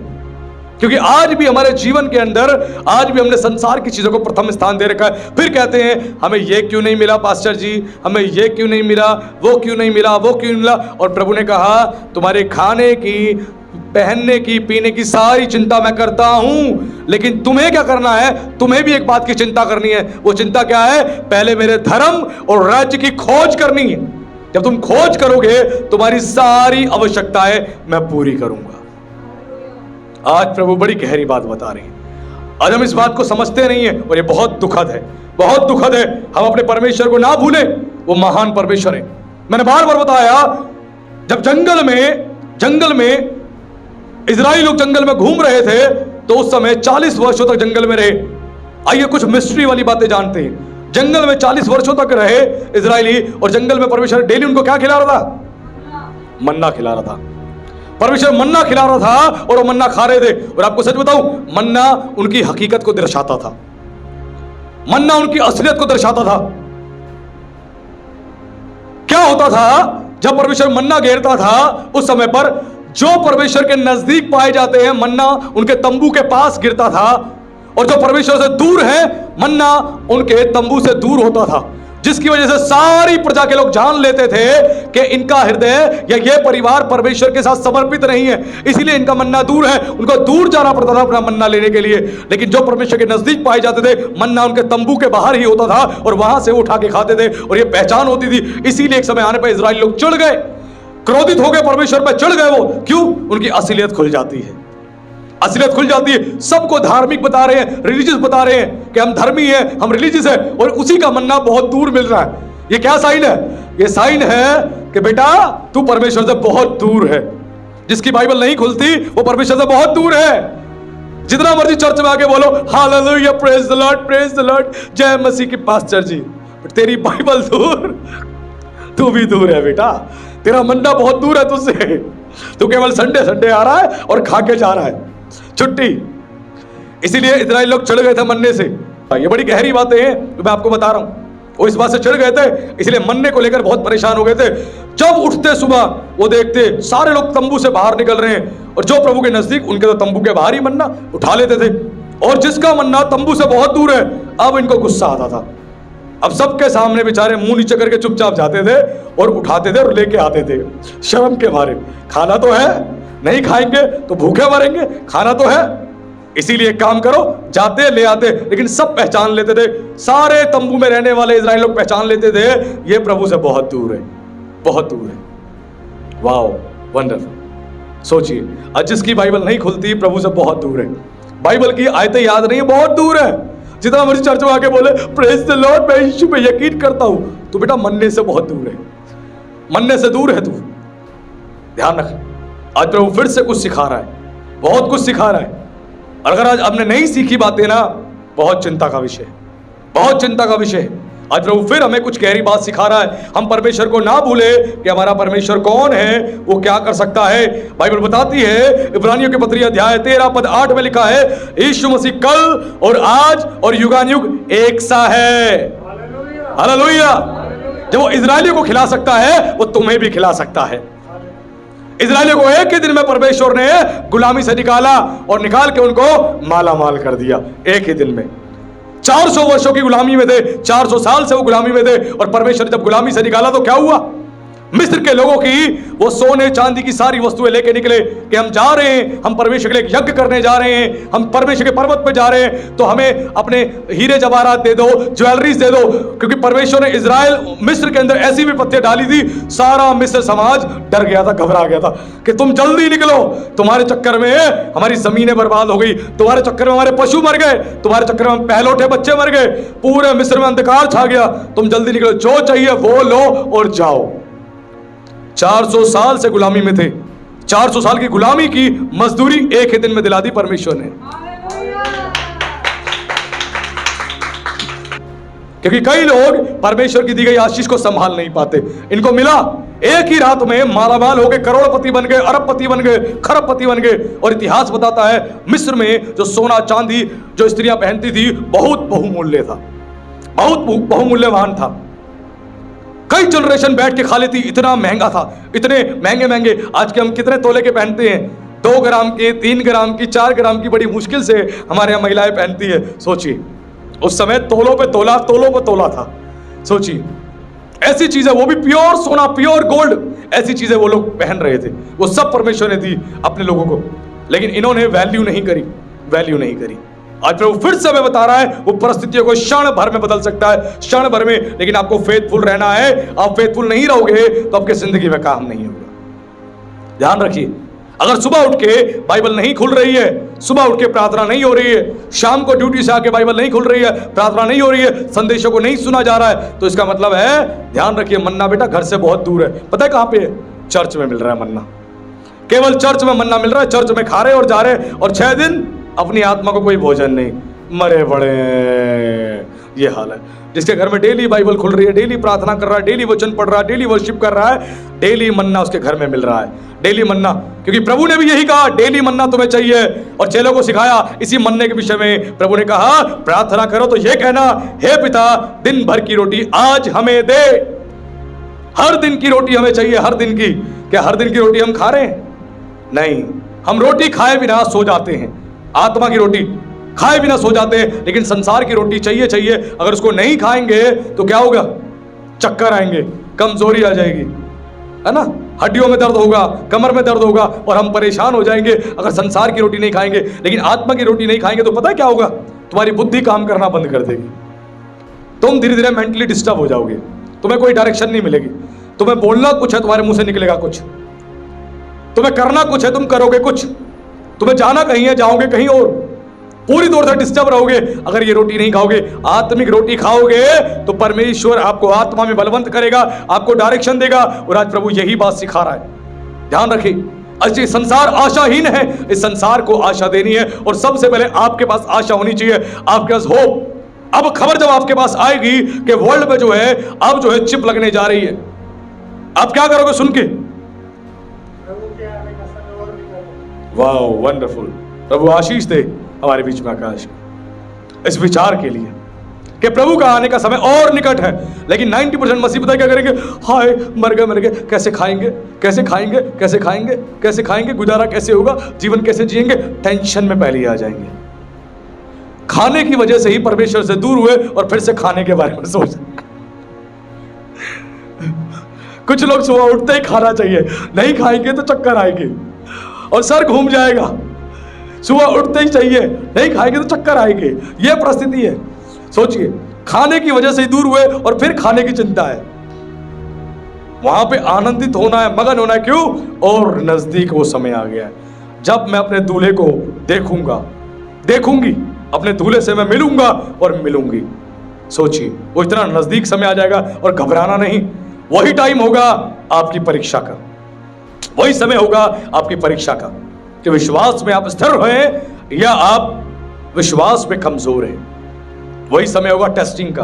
ध्यान रखना, बहुत समय परमेश्वर ने दे दिया, इस समय को हम बर्बाद ना करें। अब समय ज्यादा नहीं बचा है, इस समय का हम इस्तेमाल करें और हम यूटिलाइज करें। संसार के पास कोई आशा नहीं, लेकिन हमारे पास एक आशा है। और पौलुस कहता है इब्रानी की पत्री अध्याय 6 पद 19 में, वो कहता है यह आशा हमारे प्राण के लिए एक ऐसा लंगर है जो स्थिर और दृढ़ है। हालेलुया। आशा क्या है? आशा कोई वस्तु है? नहीं, आशा स्वयं परमेश्वर है। आशा जो है स्वयं परमेश्वर है। और हमारे विश्वास के लिए क्या है? हमारे प्राण के लिए क्या है? एक लंगर है। लंगर, लंगर यानी आपने शिप देखा होगा, जहाज देखा होगा। जहाज में एक लंगर होता है, एक रस्सी में बंधा होता है लंगर, एंकर जिसे कहते हैं। वो भारी भरकम होता है, डाला जाता है। जब वो डाला जाता है तो क्या होता है? वो जहाज को स्थिर करता है, उसको बैलेंस करता है, उसको इधर उधर जल्दी डूबने नहीं देता वो लंगर।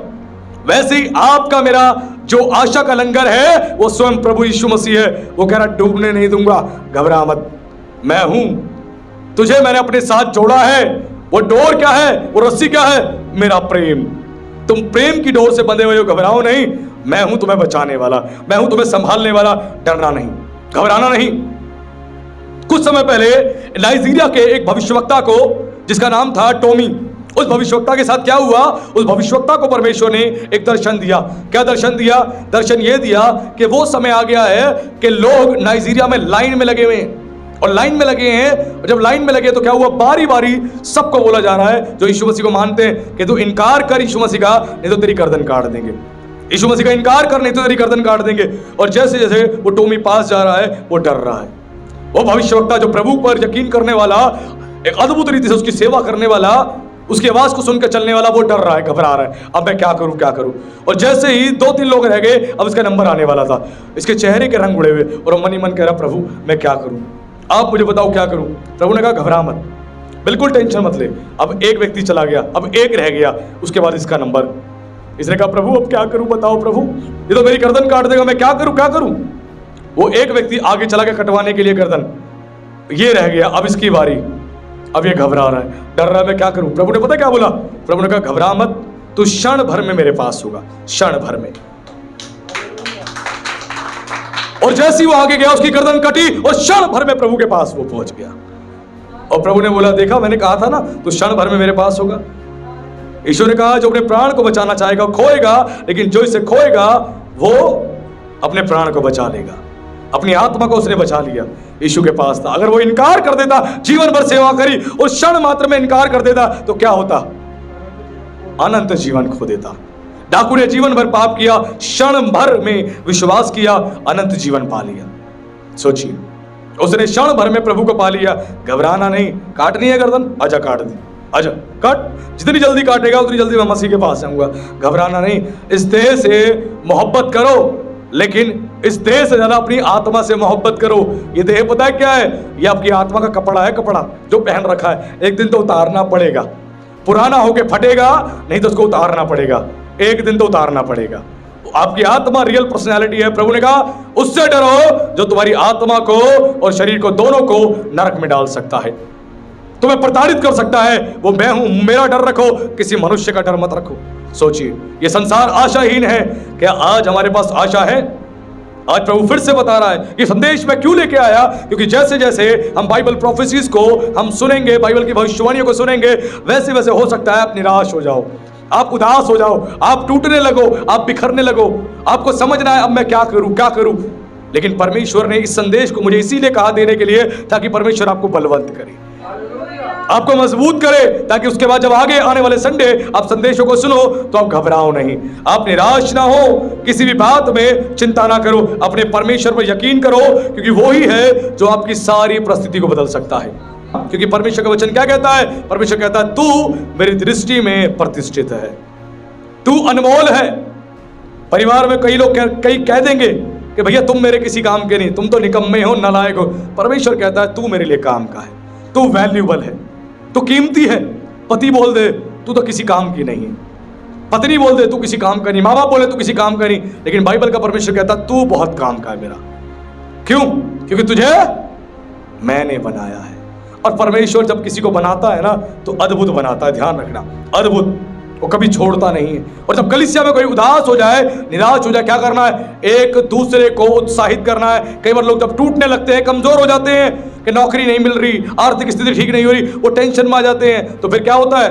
वो सोचते हैं अब मैं किसी से कुछ नहीं कहूंगा, ना पास्टर से कहूंगा, ना कलीसिया के लोगों से कहूंगा, ना मम्मी से कहूंगा, ना पापा से, किसी से नहीं बोलूंगा, मैं चुपचाप रहूंगा। लेकिन पौलुस क्या कहता है? इब्रानियों 10:25 में कहता है एक दूसरे को उत्साहित करते रहो, एक दूसरे को आशा देते रहो, एक दूसरे को हिम्मत देते रहो। घबरा मत मेरे भाई, प्रार्थना कर, विश्वास रख, प्रभु तेरी परिस्थिति बदलेगा, प्रभु तुझे अच्छी नौकरी देगा, प्रभु तेरी बीमारी से तुझे चंगा करेगा, तेरे लिए अच्छे जीवन साथी का इंतजाम करेगा, तेरे घर को बनाने का प्रबंध करेगा। प्रभु है जो सब कुछ ठीक करेगा। एक दूसरे को आशा दो। वो जब बोले कुछ नहीं हो सकता, उसको बोलो हो सकता है। कैसी बात कर रहे हो आप? बाइबल में लिखा है जो मनुष्य से नहीं हो सकता वो परमेश्वर से हो सकता है। एक दूसरे को आशा दो, एक दूसरे को उम्मीद दो, क्योंकि शैतान खुद चाहता है तुम अकेले रहो, अकेलेपन में चले जाओ। क्या करो? किसी का फोन मत उठाओ, संगति में मत आओ, चर्च में मत आओ, प्रार्थना में मत आओ, चुपचाप अपने घर में बैठे रहो और घर वालों को बोल दो कि पास्टर जी को बोलना मैं घर पे नहीं। अरे प्रभु देख रहा है मेरे बेटे, मेरी बेटी, प्रभु देख रहा है। ये शैतान है जो तेरे विचारों से बात कर रहा है, शैतान है जो तेरे मन में डाल रहा है आराधना में जाके मिलेगा क्या, प्रार्थना में जाके मिलेगा क्या, होगा क्या। प्रार्थना में तुम किससे मिलने आ रहे हो? पादरी से? प्रभु से, प्रभु के लोगों से मिलने आ रहे हो। और प्रभु अपने बच्चों को आशीष देता है, अपने बच्चों को समृद्ध करता है, अपने बच्चों को आशीषित करता है। और प्रभु सब कुछ करने से पहले एक काम करता है, तुम्हारे विचारों को, तुम्हारी सोच को तुम्हें बदलता है। जब तुम बदलोगे तो जो कुछ तुम्हें मिलेगा तुम उसका सही इस्तेमाल करोगे। और अगर परमेश्वर तुम्हें ये सब ना दे, ये तुम्हारी आत्मिक उन्नति ना दे, आत्मिक बढ़ोतरी ना दे, तो संसार की चीजें तुम्हारे ऊपर हावी हो जाएंगी। जब तुम्हें मिलेंगी ना तो अलग ही नशे पे होगे, तुम अलग ही स्तर पे होगे, तुम किसी को कुछ नहीं समझोगे, अपने आप को समृद्ध, अपने आप को ब्लेस समझोगे। और प्रभु फिर से बता रहा है किसी को तुच्छ मत जानो, अपने से बढ़कर, अपने से बेहतर और अपने से अच्छा एक दूसरे को जानना है। एक दूसरे को आशा दो, एक दूसरे को हिम्मत दो। किसी को कोई बीमारी में देखो, उस समय उसको आशा दो, उसको बोलो घबरा मत, प्रभु ठीक करेगा। मैं आपके लिए छोटी सी प्रार्थना करूं, हाथ पकड़ो, उसके लिए छोटी सी प्रार्थना करो, लेकिन बिना डरे, डर के प्रार्थना मत करो कि इसकी बीमारी मेरे पास आ जाएगी और मुझे लग जाएगी, अब मैं क्या करूं। आज मसीह लोग डरे डरे घूम रहे हैं और प्रभु ने कहा है शत्रु की सारी सामर्थ पर अधिकार दिया है, अथॉरिटी दी है, यूज करो। क्या होगा? थोड़े झटके लगेंगे बिजली के, लगने दो। इलेक्ट्रिशियन कैसे बनते हैं? इलेक्ट्रिशियन बिजली के झटके खाता है, हलवाई हाथ जलवाता है, मैकेनिक अपने हाथ में पाने को, सुई को चुभवाता है, हाथ काले करवाता है, तब जाके मैकेनिक बनता है। जब प्रार्थनाएं करोगे, झटके लगेंगे, दुष्ट आत्माओं के अटैक होंगे, दुष्ट आत्माएं परेशान करेंगी, बहुत समस्या आएंगी, लेकिन धीरे धीरे तुम मजबूत बनोगे। अगर अटैक से डरोगे तो मजबूत कैसे बनोगे? एक अखाड़े में जब कुश्ती लड़ने के लिए पहलवान जाता है, वो ये नहीं सोचता कि मैं ही उसको उठा के पटक दूंगा, उसको पता है कि सामने वाला ही पटकेगा। अगर कोई इस सोच से जाता है कि मैं पटकूंगा, तो सामने वाला जब पहलवान निकल गया उससे धुरंधर, वो उठा के 4 बार पटकी मारता है, फिर क्या होता है? उसको चक्कर आ जाते हैं, कहता है बस मैं हार गया। उसको समझ में आता है कि भैया मैं जिससे लड़ने जा रहा हूं ना, मुझे पहले पिटना भी सीखना पड़ेगा। तो क्यों वो लगातार हर दिन अभ्यास करते हैं, सुबह और शाम आपस में अभ्यास करते हैं, एक दूसरे को दाव पेच में पटकते हैं, एक दूसरे को हराते हैं, जिससे उनकी बॉडी को आदत पड़ती है। जिसके शरीर को आदत नहीं कलामुंडी खाने की या धोबी पछाड़ मारने की, जिसको आदत नहीं है, वो व्यक्ति अचानक से जिस दिन उसको धोबी पछाड़ लगेगी, उसका हार्ट फेल हो जाएगा, बचेगा नहीं। ध्यान रखना, डेली की प्रैक्टिस है, वो प्रैक्टिस उन्हें मजबूत बनाती है। इसलिए जो वरदान मिले हैं, इन वरदानों की प्रैक्टिस करो, एक दूसरे को सिखाओ, एक दूसरे को समझाओ। आज यही परमेश्वर आपसे कह रहा है और प्रभु यही चाहता है। आज संसार में कोई आशा नहीं है, लेकिन प्रभु के बच्चों के पास एक आशा है। वो क्या आशा है? हमारा परमेश्वर यीशु मसीह कल, आज, युगानुयुग एक सा है।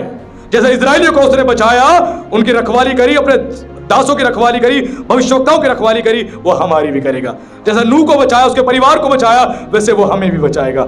ये आशा रखना, निराश नहीं होना, उदास नहीं होना। संसार में कुछ भी हो जाए, घबराना नहीं। सत्ता बदल जाए, पॉलिटिशियंस बदल जाए, निगम पार्षद बदल जाए, विधायक बदल जाए, घबराना नहीं। कंपनी का बॉस बदल जाए, घबराना नहीं। अपने प्रभु पर विश्वास रखना। वो कहता है मैं कभी नहीं बदलता। इजराइल का रक्षक ना सोता है ना ऊँघता है, वो उबासी भी नहीं लेता। हमारे कुछ लोग तो ले लेते हैं उबासियां, लेकिन वो उबासी भी नहीं लेता।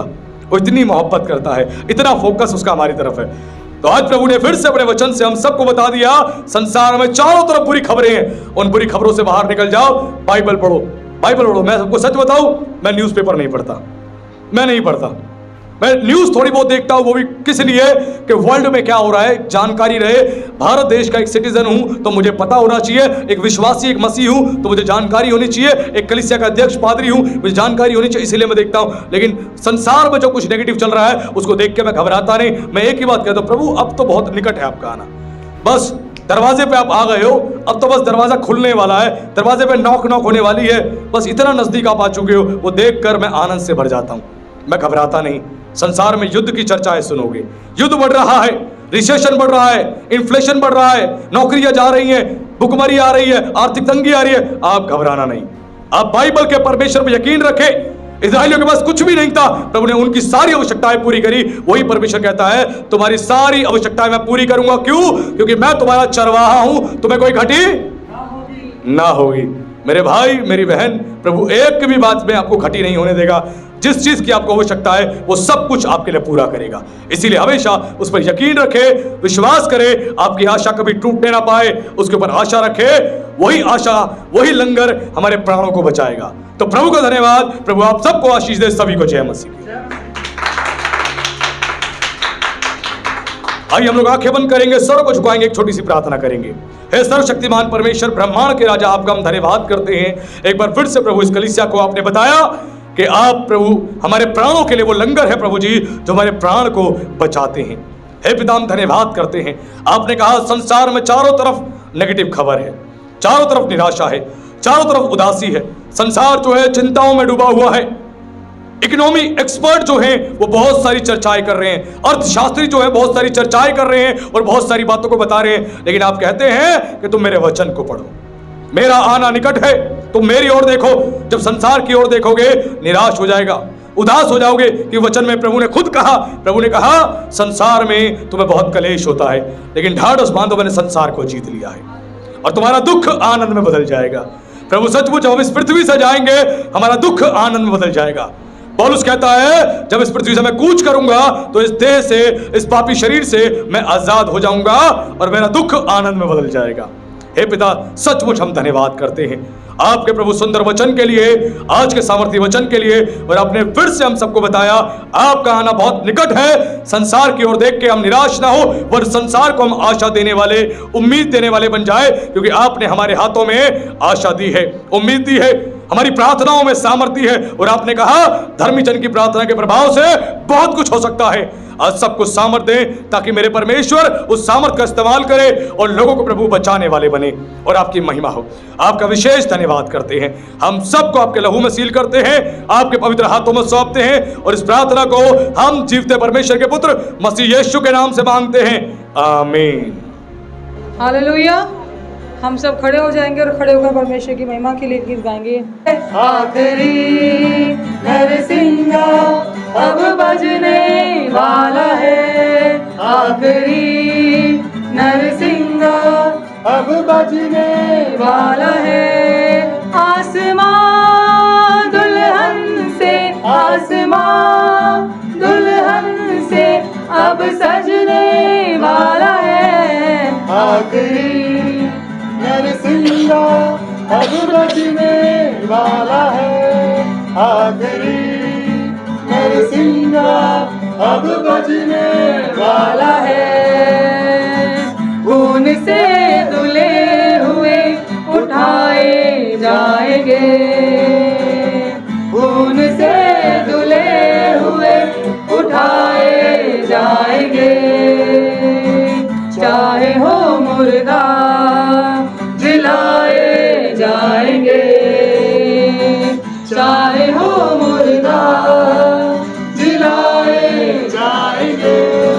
बादलों पर अब पाओ, बादलों पर अब पाओ यीशु रखने वाला है, आखिरी नरसिंगा अब बजने वाला है, आखिरी नरसिंगा अब बजने वाला है। आँख हर देखेगी जमाल उसका, आबरू देखेंगे जलाल उसका। आँख हर देखेगी जमाल उसका, रूबरू देखेंगे जलाल उसका। बरसों का ये पर्दा, बरसों का ये पर्दा अब हटने वाला है, आखिरी नरसिंगा अब बजने वाला है, आखिरी नरसिंगा अब बजने वाला है। सादिकों को फिर नया बदन मिलेगा, खुशियों से भरा हुआ वतन मिलेगा। सादिकों को फिर नया बदन मिलेगा, खुशियों से भरा हुआ वतन मिलेगा। रास्ता ये मुश्किल, रास्ता ये मुश्किल अब कटने वाला है, आखिरी नरसिंगा अब बजने वाला है, आखिरी नरसिंगा अब बजने वाला है, आखिरी नरसिंगा अब बजने वाला है, आखिरी नरसिंगा अब बजने वाला है। हालेलुया। प्रभु का हम धन्यवाद करते हैं और प्रभु का आगमन बहुत जल्दी है, हमें तैयार होना है। हालेलुया। आइए हम सब लास्ट अंतिम प्रार्थना करेंगे, सब अपने स्थानों पर खड़े हो जाएं। स्वर्गीय पिता, हम धन्यवाद करते हैं आज की सभा को प्रभु आपने अपने हाथों में लिया और एक एक जन से प्रभु आपने बात करी और आपने बता दिया तुम्हारी आशा, तुम्हारा विश्वास, तुम्हारी होप केवल एक के ऊपर हो, वो सर्वशक्तिमान परमेश्वर का पुत्र यीशु मसीह है। हे पिता, हम धन्यवाद करते हैं कि आपने हमें एक आशा दी है और ये आशा प्रभु जी सचमुच हमें नया जीवन देती है, एक नया बल देती है। आपका हम धन्यवाद करते हैं प्रभु यीशु मसीह। आप कल, आज और युगानुयुग अब एक से हैं राजा। आपका हम विशेष धन्यवाद करते हैं। आज सबको आपने अपने हाथों में लिया और सबको आपने आशीषित किया। आपका विशेष धन्यवाद। हम ऑनलाइन सुन रहे हैं, एक एक जन को भी आपके हाथों में सौंपते हैं। यहाँ आए एक एक व्यक्ति को आपके हाथों में सौंपते हैं और आपके लहू में हम सील करते हैं। और इस प्रार्थना को हम जीवते परमेश्वर के पुत्र मसीह यीशु के नाम में मांगते हैं, आमीन। आशीष वचन।